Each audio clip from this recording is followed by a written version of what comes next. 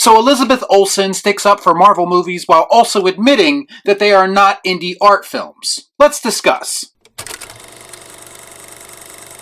So I've been labeled as a Marvel or MCU hater in the past, and actually that couldn't be further from the truth. The truth is that I have a lot of love and nostalgia for the Marvel brand. I just don't believe that the MCU's current direction is giving us the best possible content or stories. That makes sense.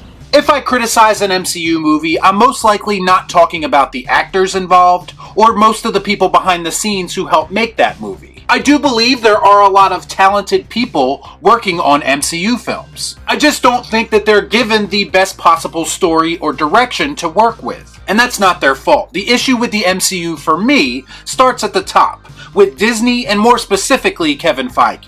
Boo this man!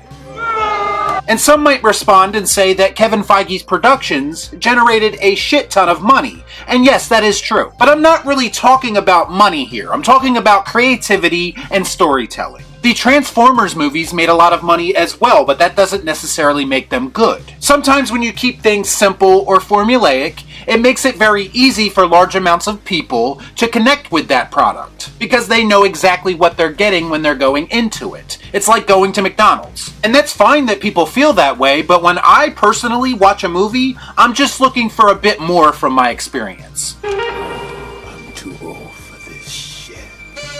And again, I used to be all in on the MCU in the early phases of this franchise. But after a while, the content got redundant to me and I just started to check out. And it's amazing to me that someone like me who just wants better for these characters and stories is consistently labeled as too negative or even toxic.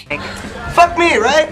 This line in the AV Club article says it all to me about how these two sides view each other. Saying, quote, on one side are the trash-devouring monsters who will gobble up anything the mouse sends their way, and on the other side are fun-hating snobs who think a movie isn't worth watching unless it hurts. Now that is a very broad way of looking at things, but that is in fact how both sides of this argument see each other. In reality, I don't think it's quite that black and white, at least not for me. Do I believe that there are people who are literally brainwashed into liking everything that comes out of Disney or Marvel? Absolutely, yes I do. What an idiot! Oh, what a loser! These are the people who get upset when I express legitimate criticisms about one of these movies. But I also recognize that there are people out there who understand that these movies have flaws just like any other movie, but that they enjoy them anyway. And that's fine with me. I understand that way of thinking. Not every movie I like is worthy of an Oscar. Anybody care about what I want? I do. Shut up. Get out. As for the other side of this argument and the notion that I hate fun, or that everything has to be dark or emotional in order for me to enjoy it, that's not accurate at all, at least not from my standpoint. I wouldn't call Sam Raimi's Spider-Man 2 devoid of fun or overall dark and emotional. I love that movie because it has bits and pieces of all of those things. It's much more well-rounded. It's not dominated by fun and jokes, but yes, it does have them. And it also manages to do the most important thing in my eyes, and that's tell a compelling or relatable story. I like it a lot. And that's the part that modern MCU movies are missing for me. They've become a complete gimmick at this point, and they lack any kind of creative freedom. Rolling Stone released an article yesterday, and honestly, when I read the headline, I almost fell out of my chair. It said, quote, Doctor Strange in the Multiverse of Madness proves that Marvel can and will hire great filmmakers. They just have to check their visions at the door and color within the corporate lines. Then why the fuck didn't you say so?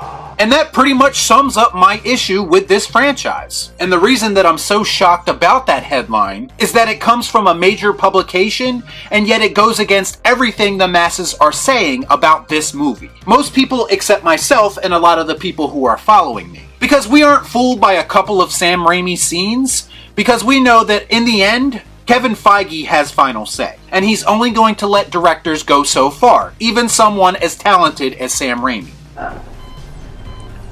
But why? If you think Sam Raimi had complete control of this movie, then that is where opinions start to become delusional. We have too many examples of why that just isn't possible. So when Martin Scorsese says that he doesn't like MCU movies personally, after someone asked him about them, by the way, this is exactly the type of thing that he's talking about. That and the fact that the MCU movies typically dominate the theaters and don't allow for smaller movies to get the screen time that they need. Oh, you're right. And when you're right, you're right. And you're always right.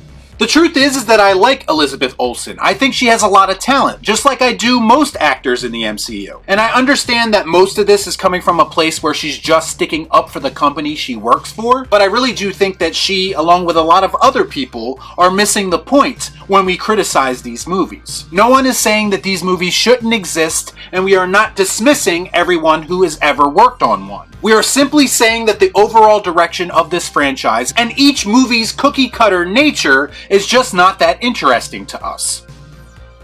That's right, it stinks! She recognizes that they are not indie art films, but the truth is that they don't need to be. What I think would make a huge difference for these movies, besides not adding characters that nobody gives a shit about, What the hell am I looking at? When does this happen in the movie? is if they took their time creating these films and didn't rush so much to get them out. That puts a burden on your writers and your directors because they are now focused on meeting a deadline instead of executing a vision. What's going to produce a better final product? If you take 3 years to make a movie and you constantly rewrite the script and make it better and fine-tune it? Or a movie that was written in 11 days? Black Widow. Excuse me. And by the way, that movie very much looks like it was written in 11 days. That is one big pile of shit. This conversation is not about Marvel versus DC. It's not about Marvel versus indie films. It's all about just having higher standards and wanting the best for the characters and stories that we love. And that attention and love that we have is not shared by Disney and Kevin Feige. At least not right now. And it's okay for people to demand better, because honestly, that's what it's all about. Y'all be cool. Nah.